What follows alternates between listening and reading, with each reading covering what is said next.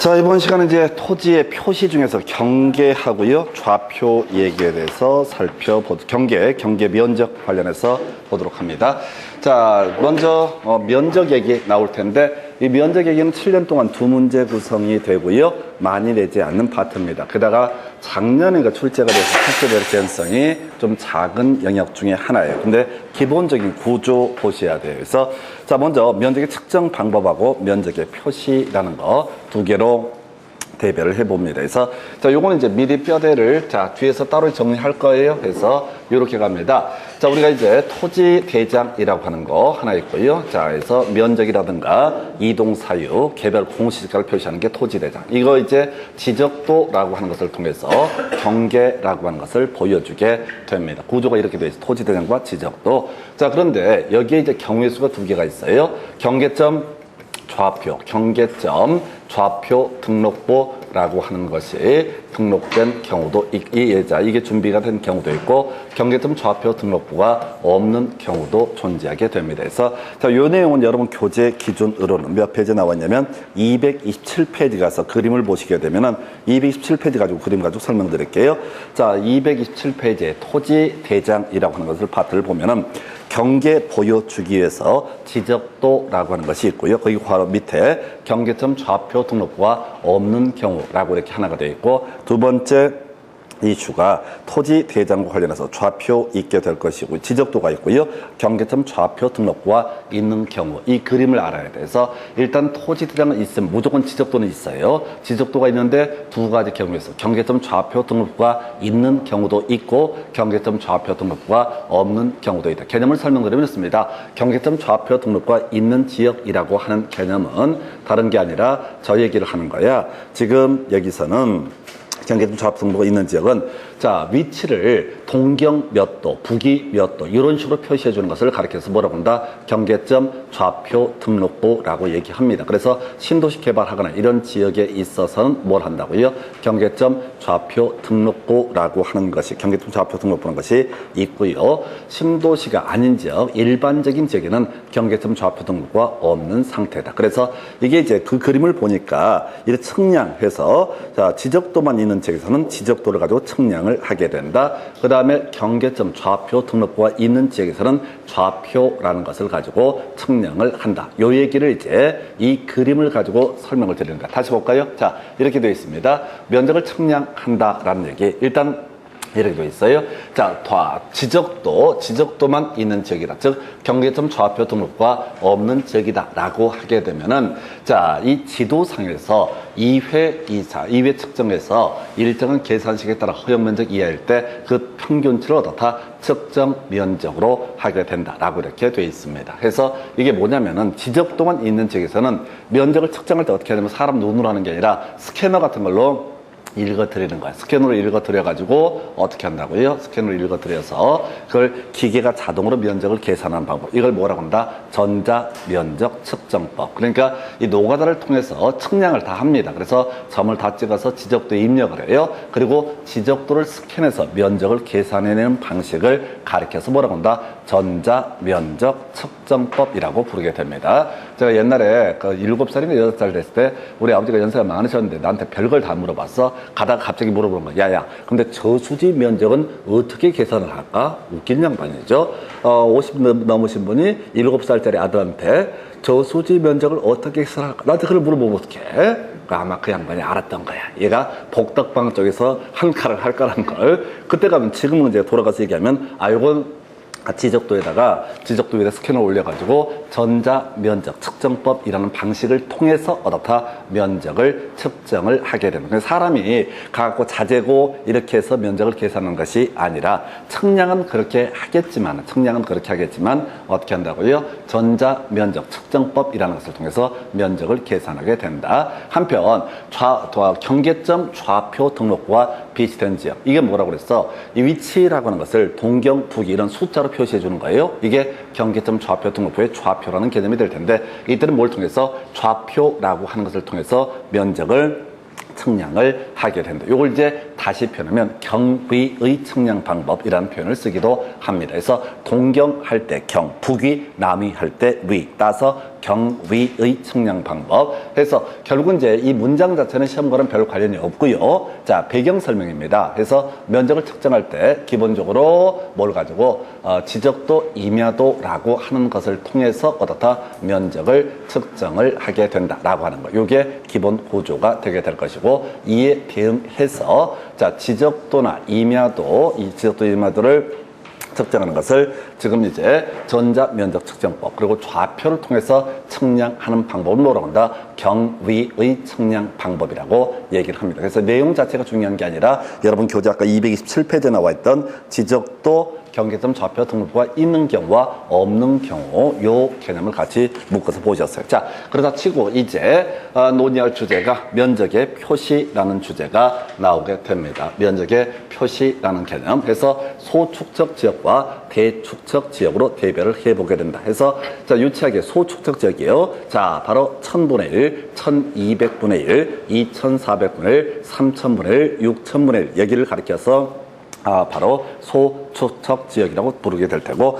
500분의 1, 600분의 1 이런 축척을 가리켜서 대축척이라고 정의를 하게 된다. 해서 자, 축척의 경우에서 뒤에 따로 공부할 텐데요. 500분의 1 있고요. 600분의 1 있고요. 그 다음에 1000분의 1 있고요. 1200분의 1, 2400, 3000, 6000분의 1에서 요거 이제 외우는 방법은 6의 배수라고 생각해야 돼. 일단 500분의 1, 600분의 1 외우면 이거 두 배는 얼마? 1000분의 1, 1200분의 1 여기까지 외울 수 있어. 금방 외울 수 있어. 500의 두 배가 뭐야? 1000분의 1. 그 다음에 600의 두 배가 되는 게 1200분의 1. 나머지는 다 뭐가 돼? 6의 배수로 가야 돼. 2400, 3000, 6000에서 시험 문제 구성할 때 나쁜 놈 자식들이 어떻게 2000분의 1 이렇게 됐다고 환장한다고 5의 배수 아니잖아. 5의 배수가 아니라 기본 두 배 하고 나서는 나머지는 다 6의 배수로 가시면 됩니다. 그래서 축척은 총 7가지 경우수가 있어요. 500, 600, 1000분의 1, 1200분의 1 그리고 나머지 3개가 다 6의 배수 2400, 3000,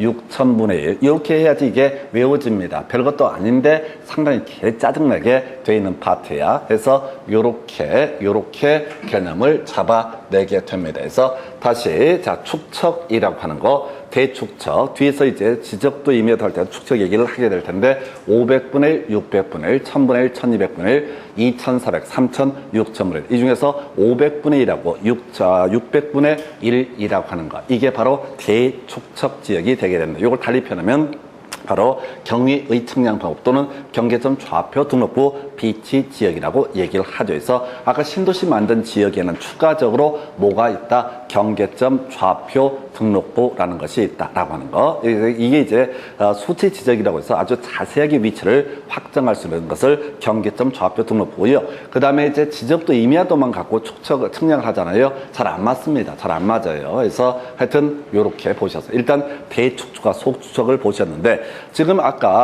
전자면적 측정법이라든가 또는 뭐가 있었지? 전자면적 측정법이라든가 또는 경위 측량 방법 또는 좌표 면적 계산법 이런 용어를 쓰게 되는데 이렇게 면적을 지도 위에서 계산을 하거나 또는 좌표를 통해서 일정한 면적을 계산을 해냈다라고 했을 때 이거 면적을 어떻게 표시를 하게 될 것이냐가 문제가 되게 됩니다. 면적을 어떻게 표시할 것이냐 해서 자 볼까요? 자, 소축적 지역 거의 시험에 나오지 않고 문장 자체가 구성이 됩니다. 일단은 1제곱미터 제곱미터 단위로 표시를 하게 된다. 그래서 자, 이 소축척 지역에서 면적을 계산해 보니까 이렇게 나온 경우 있다고. 자, 59.545 이렇게 나온 경우가 있다. 그러면 어떻게 해야 된다고요? 자연수까지만 표시를 해야 된다. 이런 논리 구조가 되는 거야. 그래서 이제 구체적으로 1제곱미터 미만일 때는 얼마로? 1제곱미터로 표시한다. 해서 이 소축적 지역에서 0.525제곱미터가 나왔다. 또는 0.415제곱미터가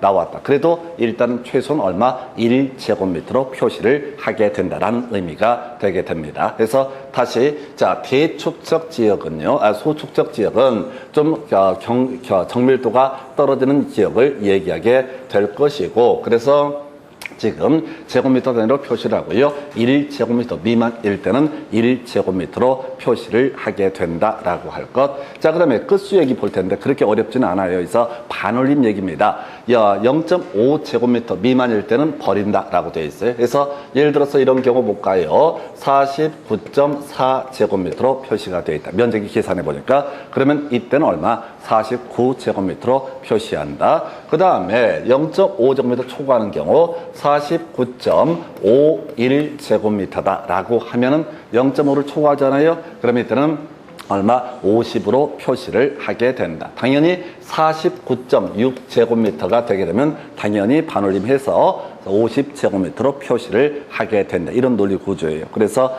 자 0.5를 초과하게 되면 어떻다? 올리게 될 것이고 0.5 자 미만이 되게 되면 어떻다? 버리게 된다. 그래서 지금 49.45로 계산이 됐다 싶시다. 0.5 미만이거든요. 그럼 이때는 어떻다? 버리고 49제곱미터로 표시를 하게 된다. 이런 논리 구조가 되게 됩니다. 이게 지금 이제 소축적 지역 얘기를 하고 있는 거예요. 다시 자연수까지 표시하게 되는데 일단은 1제곱미터 미만이 되더라도 1제곱미터로 표시를 해야 될 것이고 0.5제곱미터 미만일 때는 뭐로 표시한다? 바로 자 버리게 된다. 그 다음에 0.5제곱미터 초과할 때는 올리게 된다. 그리고 자 지금 보니까 딱 0.5제곱미터일 때가 문제가 된다. 그래서 이런 경우죠. 49.5제곱미터로 측량 결과가 나왔다. 소축적 지역을 의미합니다. 자 그러면 이때는 구하려는 숫자가 홀수, 구죠? 구가 홀수로 끝나죠. 홀수일 때는 올리게 될 것이고 짝수이거나 0이게 되면 어떻다? 짝수이거나 0이게 되면 어떻다? 이때는 올리게 된다라고 하는 거예요. 그래서 만약에 이렇게 되어 있다 하십시다. 50.5제곱미터다. 그러면 이제 구하려는 숫자가 0 짝수가 되기 때문에 51로 표기를 하게 된다. 그 다음에 52.5제곱미터로 측량 결과가 나왔다. 구하려는 숫자가 짝수니까 올려서 53이라고 표시를 해주고 이 경우처럼 구하려는 숫자가 홀수가 되게 될 때는 어떻게 한다? 버린다 해서 49제곱미터로 표시를 하게 된다 해서 자 이게 거의 계산 문제는 안 나오는데 문장 형태로 답도 아닌데 흘러가는 지문으로 많이 구성합니다. 그래서 다시 소축적 지역 다시 가겠습니다. 일단은 자 최소한 얼마? 1제곱미터로 표시 제곱미터 단위로 어떻다? 표시를 하게 된다. 이렇게 되어 있고요. 1제곱미터 미만일 때도 어떻다? 1제곱미터로 표시한다. 그래서 어떤 면적을 계산해 보니까 0. 예를 들어서 826제곱미터로 계산이 됐다. 그러면 얘를 1이 안 되잖아. 구하려는 숫자가 홀수 짝수의 문제가 아니라 또는 0.086 이런 경우를 볼까요? 극단적으로 0. 면적을 계산하면 한 필재 면적이 0.086으로 나온다. 그럼 원래 다 버려야 되는 건데 최소한 그 필재 면적은 얼마나 돼야 된다? 1제곱미터는 돼야 된다라는 의미가 되게 됩니다. 자, 그래서 이게 소축적 지역에 관한 부분. 그래서 결국은 반올림 얘기고요. 이 파트에서는 계산 문제를 구성할 때 100% 대축적 지역만 가지고 구성을 하게 됩니다. 그래서 계산 문제가 근데 7년 동안 2번밖에 안 나와요. 자주 나오지 않는 챕터가 되겠습니다. 해서 지금 논의를 한번 정리해 볼까요? 대축적 500분의 1, 600분의 1, 그다음에 경계점 좌표 등록부 비치 지역이라고 이렇게 전제를 삼고요. 자. 지금 이제 대축적 지역은 소수점 한 자리까지 표시한다. 그래서 0.1제곱미터 단위로 표시를 하게 된다. 그 다음에 0.1제곱미터 미만일 때도 어떻다? 0.1제곱미터로 표시한다. 라고 해서 이거랑 같죠? 아까 1제곱미터 미만일 때 1로 표시하듯이 0.1 미만일 때 어떻다? 0.1로 표기를 하게 된다. 이렇게 기본 전제를 삼게 돼요. 자, 그래서 끝수 얘기 가볼까요? 0.05제곱미터 자 보다 미만일 때는 버리게 될 것이고 0.05제곱미터를 초과하게 되면 올리게 될 것이고요. 0.05제곱미터일 때는 똑같습니다. 구하려는 숫자가 홀수이게 되면 올리고 짝수이거나 0이 되게 되면 어떻다? 버린다라고 해서 지금 예를 들어 설명을 드릴 텐데 이건 혼자 한번 차근차근 좀 해보셔야 됩니다. 설명드릴 거리는 거의 없어요. 예를 들어서 지금 59.45 0.51제곱미터라고 한번 해보겠습니다. 자, 지금 대축적 지역이라고 전제하면 소수점 첫 번째 자리까지 표시를 해야 된다. 그러면 이제 소수점 두 번째 자리를 확인해 봐야 되죠. 소수점 두 번째 자리와 세 번째 자리를 보니까 자, 0.05제곱미터 초과하는 케이스다. 그럼 이때는 어떻게 59.5제곱미터로 표시를 하면 된다라는 의미가 됩니다. 자, 한번 또 가볼까요? 351제곱미터다라고 한번 하면 자, 35. 자, 이렇게 가있구나. 35일은 빼버리고 딱 5로 끝나게 된다라고 하게 되면 구하라는 숫자가 홀수이게 되면 올리고 구하라는 숫자가 짝수이게 되면 어떻다? 여기면 버리게 된다. 그래서 이런 경우에는 고지해석하면 59점 지금 자 홀수니까 올려서 4제곱미터로 표시를 하게 된다. 그런데 59.3 나와야 되고 4, 5 이렇게 나온다라고 한번 전제해 보겠습니다. 그러면 소수점 두 번째 자리를 보니까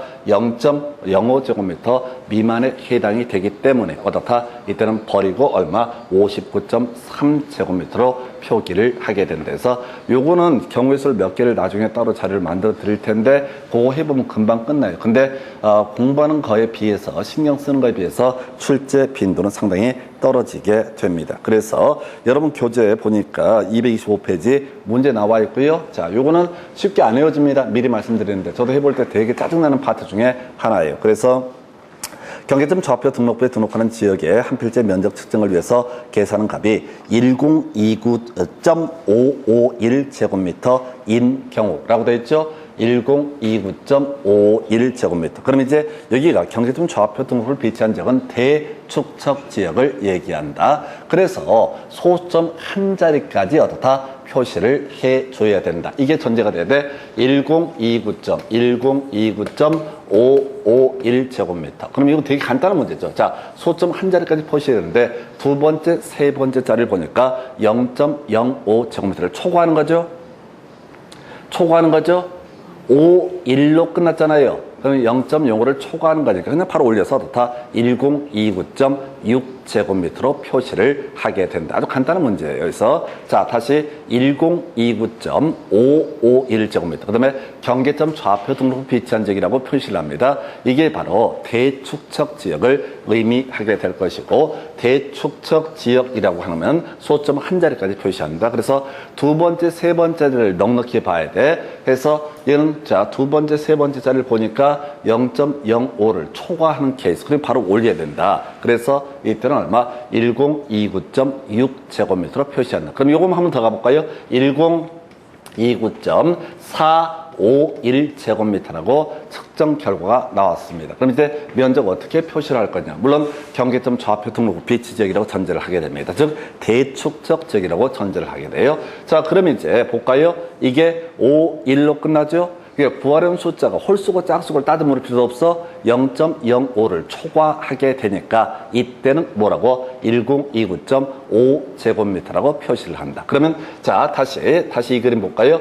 1029. 일부러 헷갈리게 만들려고 451이라고 이렇게 돼 있다고. 자, 그럼 대축적 지역이다라는 전제가 쌓이게 되면은 소수점, 자, 두 번째 자리를 보니까 세 번째 자리까지 보는 게 확실해요. 세 번째 자리를 보니까 다 0.05를 초과하죠. 초과하니까 다 이때는 1029.5제곱미터라고 다 표시를 하게 된다라고 하는 거. 요렇게 그림을 잡아가시게 되는 겁니다. 요게 기본 구조. 자, 그러면 하나만 더 가볼까요? 이 그림에서 만약에 경우의 수를 이렇게 가볼까요? 자, 한 번만 연습해 보겠습니다. 1029.45라고 만약에 결과가 나왔다. 그럼 이때 면적 표시 어떻게 할 것이냐? 소수점 두 번째 자리를 보니까 없어. 자, 지금 5로 끝나게 되고 그 세 번째 자리가 없어. 그러면 딱 5로 끝나는 상태죠. 0.05제곱미터이다. 그럼 구하려는 숫자가 홀수이게 되면 어떻게 하고 올리게 될 것이고 구하려는 숫자가 짝수이거나 여기면 어떻다? 버린다. 그러면 이때는 뭐라고 표시해야 돼? 1029.4제곱미터라고 표시를 해야 된다. 그래서 얘는 아까 뭐라고요? 초과라고, 초과니까 무조건 올려주는 거야. 다시 소수점 두 번째, 세 번째 자리를 보니까 0.05를 초과하게 되면 올리게 될 것이고 0.05로 딱 끝나게 되면은 구하려는 숫자가 홀수이면 올리고 짝수이게 되면 어떻다? 버린다라고 이렇게 되어 있어요. 그래서 1029점 이렇게 경우의 수를 가지고 보셨어. 자, 한 번만 더 연습을 하겠습니다. 이건 이제 무조건 대축적 지역에서는 사례형, 계산형 문제로 구성이 되게 될 것이고 작년에 문제가 너무 유치하게 나와서 좀 밋밋했어요. 자, 그렇다 치고 다시 대축적 지역에서는 소수점 한 자리까지 어떻다? 표시를 하게 된다. 이게 기본 구조가 되는 거예요. 소수점 한 자리까지 어떻다? 표시를 하게 된다라고 하는 거. 자, 그래서 0.1제곱미터 단위로 표시를 하게 되는데 만약에 면적이 자 0.1제곱미터가 절대 안 된다. 그래도 0.1제곱미터로 표시를 해주게 된다. 그리고 자 지금 이제 미만일 때는 아예 버리게 될 것이고 초과할 때는 어떻다? 올리게 된다. 근데 딱 5로 소수점 두 번째 자리가 딱 5로 끝나게 됐을 때는 구하려는 숫자가 홀수이면 어떻다? 올리게 될 것이고 짝수이거나 0이 되면 어떻다? 버리게 된다. 그래서 이 파트는요, 제가 강의해 드리는 건 되게 간단해요. 근데 실질적으로 이제 경우의 수를 몇 개를 갖고 연습을 해봐야지 이 개념을 잡아낼 수 있습니다. 그래서 이건 좀 노력을 하셔야 돼서 그 정도까지 이게 지금 면적에 관한 내용 살펴드렸습니다. 그 다음에 이제 검토 드릴 게 경계. 경계는 겁나 쉬워. 경계는 진짜 감사해. 딱딱딱 떨어져. 그리고 더럽게 문제도 많이 나와. 심지어 한 해 두 문제 나올 때도 있어. 자, 경계라는 주제를 가지고 보겠습니다. 얘는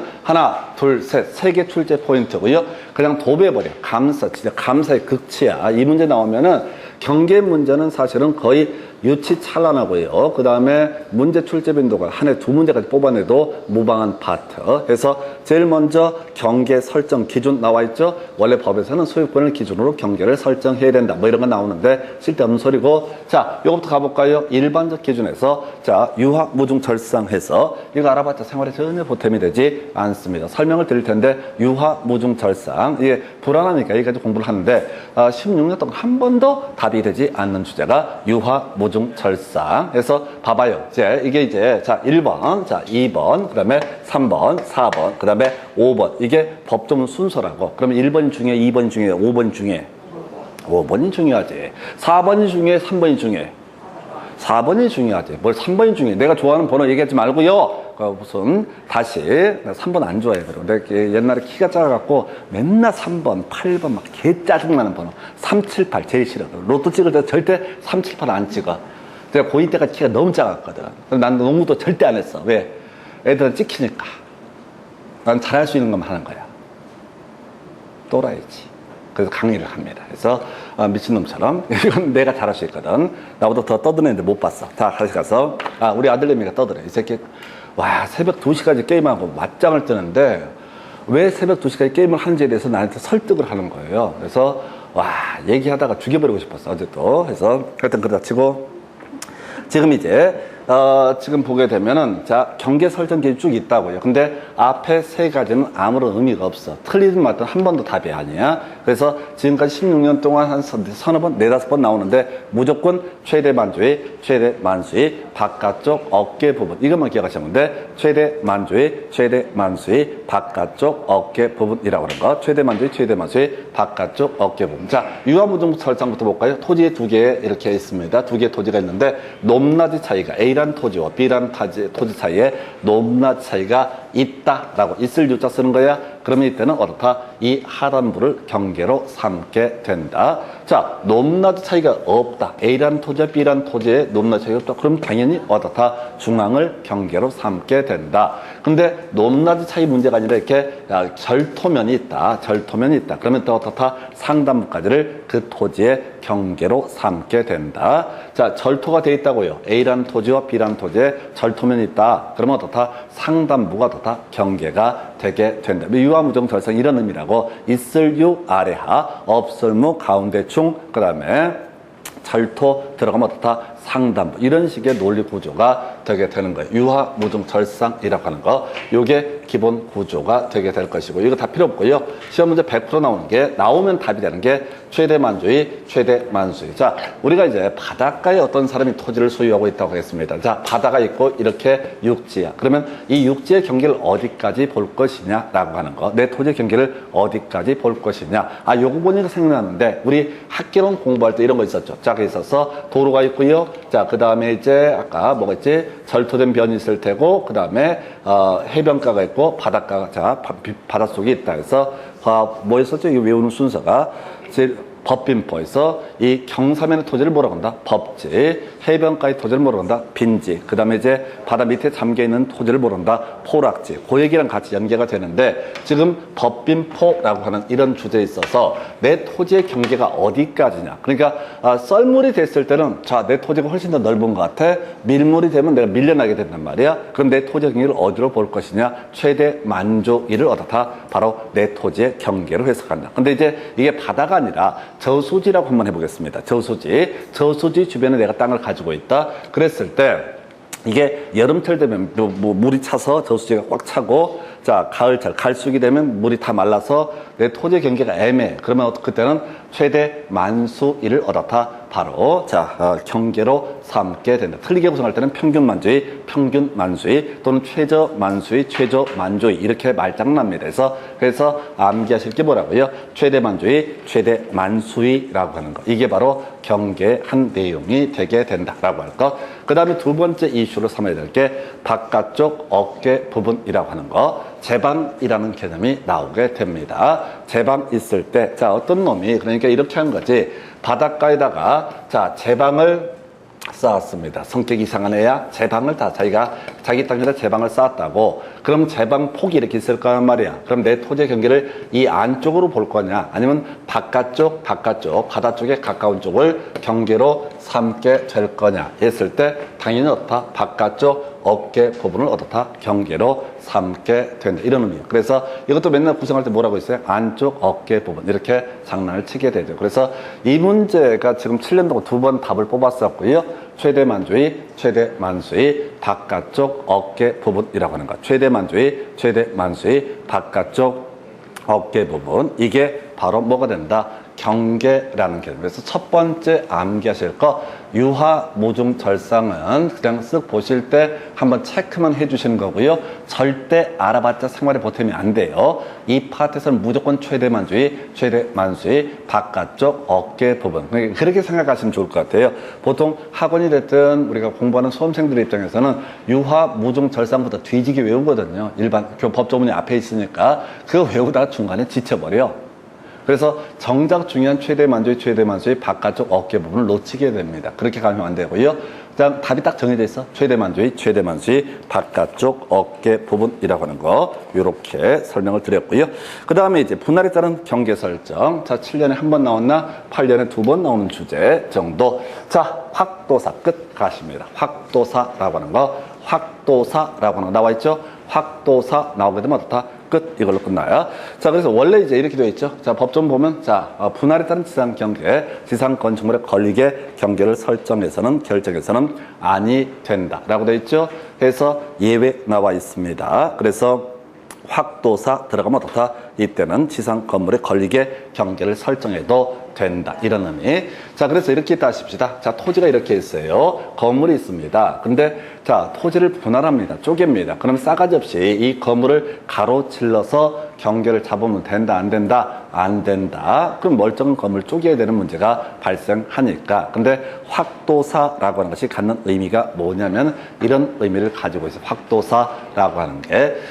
이런 의미를 갖고 확도사라고 하는 게 뭐냐면은 법원의 확정 판결, 국가가 어떤 이유가 있어서 이렇게 땅을 쪼개라 라는 판결을 내리게 된다. 이걸 법원의 확정 판결. 자, 우리 이거 어디서 공부하시게 되냐면은 민법 공부하실 때 법률 행위에 따른 부동산 물권 변동 등기해야지 효력이 발생한다. 그 대표가 점유 취득 시효, 소유권의 점유 취득 시효 다 등기해야지 소유권을 취득을 하게 된다. 이에 대해서 법률 규정에 따른 부동산 물권 변동이라고 해서 등기 안 해도 효력이 발생하는 경우. 제일 중요한 게 뭐야? 공유물 분할 판결이라는 개념이 있게 되죠. 공유물 분할 판결이라고 하는 거. 이 공유물 분할 판결이라고 하는 것은 따로 등기 안 해도 지분 이전 등기를 안 해도 판결이 확정되게 되면 어떻다? 그대로 물권 변동 효력이 발생하는 그 얘기예요. 그래서 법원에서 어떤 확정 판결을 냈는데 이 미친놈들이 어떻게 하다 보니까 법원의 판사가 또라이인가 봐. 건물을 가로질러서 토지를 분할하라고 판결을 내려버렸어. 그러면 어떻다? 당연히 법원의 판사가 이유가 있으니까 어떻다? 지상 건축물에 걸리게 경계를 설정해도 된다. 이런 논리고죠. 두 번째가 겁나 긴데요. 도시군 관리 계획선 나와 있죠?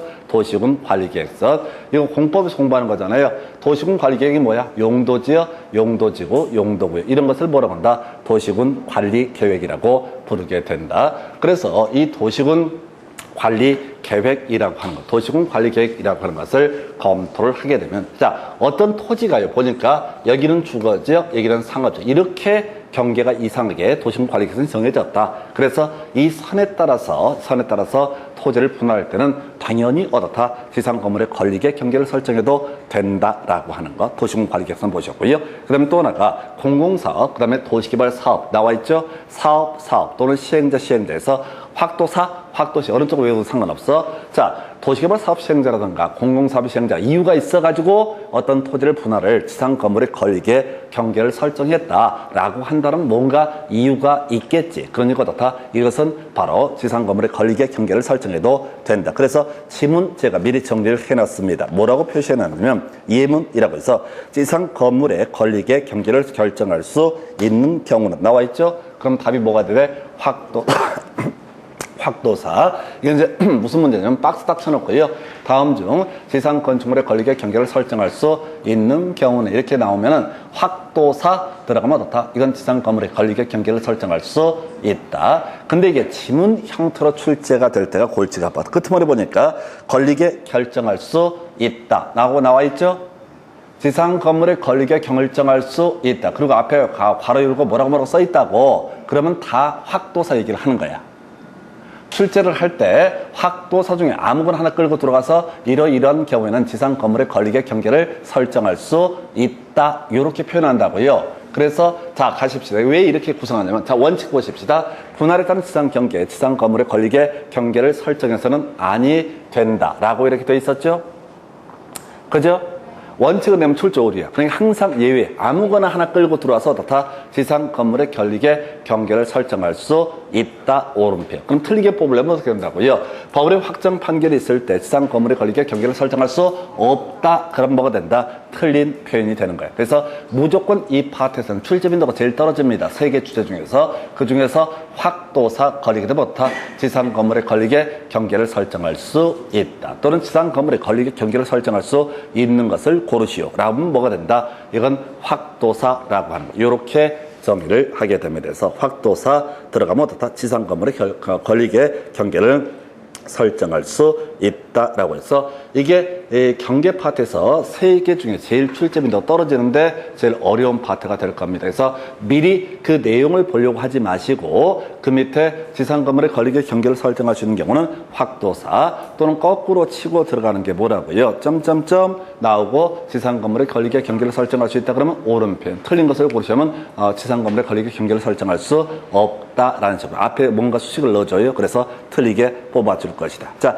그리고 또 하나의 주제가 지상 경계점 등록부라는 개념이 나오게 됩니다. 자, 이게 이제 제일 힘들어요. 그래서 자, 지금 지상 경계점 등록부. 자, 가볼까요? 자, 토지를 분할을 하게 됩니다. 토지를 분할하게 됩니다. 토지를 쪼개게 되면은 자, 지금 새롭게 경계를 정하게 될 거야. 그러면 나중에 옛날에 있던 토지들은 좀 논둑이고 밭둑이 있으니까 대충 토지의 경계가 어디다라는 것을 우리가 정확하지는 않지만 확인해 볼 수가 있습니다. 그런데 어떤 토지에 대해서 새롭게 토지 분할을 해서 다 경계를 정한다라고 한번 전제를 해보겠습니다. 새롭게 토지를 쪼개서 경계를 정한다. 그러면 토지를 분할하는 건 별개의 문제로 일반인이 도대체 경계가 어디인지 알아볼 수가 없어. 특히 도회지 같은 경우는 논둑 밭둑을 칠 것도 아니기 때문에 도대체 알아볼 수 없어. 그래서 지적소관청에서는 경계를 새롭게 정한 때 이름 정확히 외워야 돼. 지상 경계점 등록부라는 것을 다 작성해야 된다. 그래서 지상에 있는 경계점만을 등록을 해놓은 문서, 이걸 뭐라고 한다? 지상 경계점 등록부. 이게 뭐랑 헷갈리게 되면 조금 이따 공부하게 될 경계점 좌표 등록부라는 표현하고 더럽게 헷갈리고 시험에서 맨날 경계를 서렇게 정할 때 경계점 좌표 등록부를 기록을 해야 된다. 이렇게 틀리게 뽑아요. 자, 그럼 이게 뭐냐면 경계점이 문제가 되는 건 양쪽 다인데, 자, 위치를 좌표, 동경, 북위 이런 식으로 표현해 주는 걸 뭐라고 그런다? 좌표라고 부르게 될 것이고, 지금 지상 경계점 등록부라고 하는 개념은 포인트가 뭐라고요? 경계점을 등록하는 문서를 뭐라고 한다? 지상 경계점 등록부. 다시 경계점 좌표 등록부라고 하는 것은 좌표를 등록하는 게 경계점 좌표 등록부. 어떤 토지의 위치를 경계점에 관한 위치, 경계점의 각각의 위치를 동경, 북위, 몇 도 이렇게 표시해 주는 걸 뭐라 부른다? 경계점 좌표 등록부. 다시 기본 개념을 잡아야 돼. 좌표를 등록하는 걸 경계점 좌표 등록부. 경계점 자체에 대해서 설명을 해주는 걸 뭐라고 한다? 지상 경계점 등록부라고 부르게 됩니다. 두 개 외우시면 되는 거야.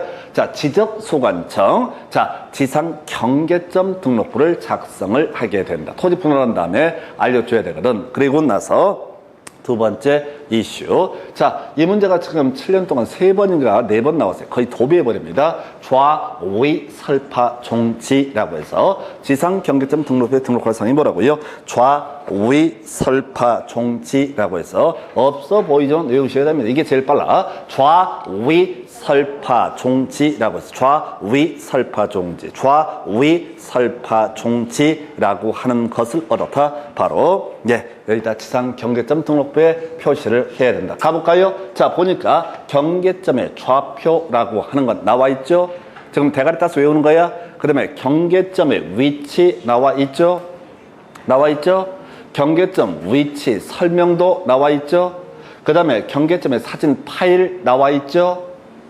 그 다음에 경계점 표지의 종류 나와 있습니다. 그리고 제일 사이드 지문이 지목이라고 하는 거 해서, 자, 지상 경계점 등록부 좌위 설파 종지 이렇게 가는 거예요. 여기 이렇게 외우시면은, 여기는 이제 공간정보법은 솔직히 말씀드리면 12문제 중에서 한 8문제에서 9문제 거의 다 맞춥니다. 자, 작정을 하고 어렵게 되는 문제, 찍어야 되는 문제가 2-3문제에 불과해요. 여기는 제일 수험생들 입장에서는 제일 점수가 잘 나와야 되고 많이 나와야 돼. 근데 제가 이제 하여튼간에 나한테 잔소리하고 짜증 좀 내지 마요. 합격해서 나가면 내가 다 뒷담합니다. 그 다음에 작년에 어떤 양반이 이딴 식으로 얘기하고 내 염장을 찔렀다. 그래서 이게 뭐냐면은 공간정보법이 제일 쉬워요. 제가 보기에는 내용 중에서 용어가 뭐 힘들고 말고는 별개 문제로 양이 작기 때문에 금방 쉬워. 근데 공부를 하실 때 쉬우니까 대충 해.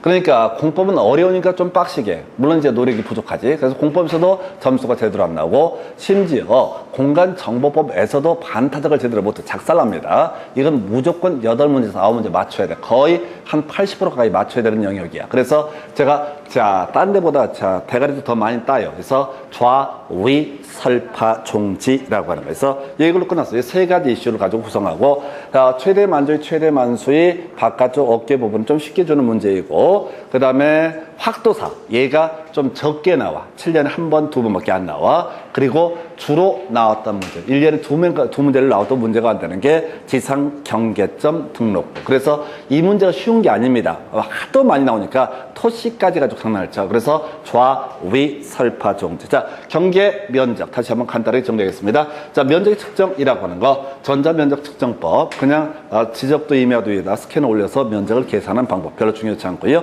한편 경계점 좌표 등록과 비슷한 지역에서는 좌표를 가지고 면적을 측정하게 되는데, 이걸 경위의 측량 방법이라고 정의를 하게 됩니다. 그리고 나서 이슈가 돼야 되는 게, 지금 이제 면적의 결정 표시라고 하는 것이 나오게 되는데, 그렇게 많은 이슈는 안 되고요. 소축적 지역은 자연수까지 표시한다. 1제곱미터가 안 돼도 1로 표시한다.